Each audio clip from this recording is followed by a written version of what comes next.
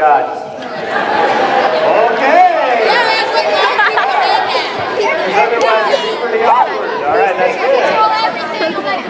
Well, I'm happy to be here tonight. We're going to have a good time. I know that you're here because we're celebrating the new book, The House of Hades.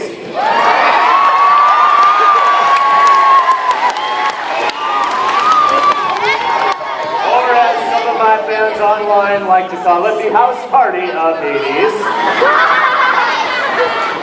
I don't know who made this, but somebody had a lot of spare time on their hands. I think they went a little crazy waiting for it.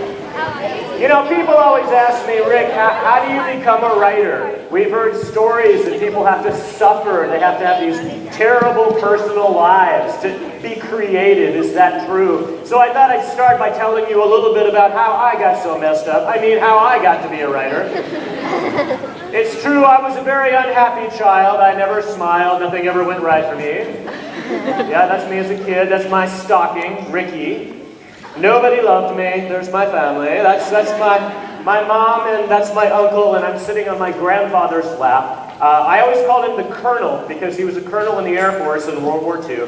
And he would sit me on his lap when I was a little older than this, and he had this briefcase full of paper. He would take it out, and every night he would make up a new story for me and draw pictures to go along with it. They were usually about paratroopers that landed behind enemy lines and found these labyrinths, and they would battle monsters and stuff. I thought that was so cool that he could just make this stuff up out of thin air. And I said to myself, someday I want to be able to do stories like my grandfather does.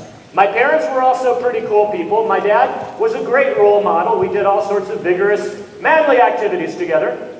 That is very manly. That was our favorite sport. I'm still pretty good at it. But my dad did read me my first mythology book. My mom was also pretty cool. My mom was an art teacher, so she gave me my impeccable fashion sense. She used to take me to the public pool so I could show off my style and impress the ladies. I know, pretty cool. She also got me my first car. This is actually an amusement park that my grandfather owned back in San Antonio, Texas. He made all the rides, so that was pretty cool to have that guy as a granddad.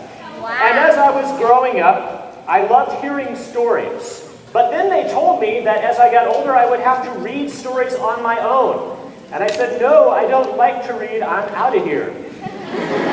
I hit the street at an early age.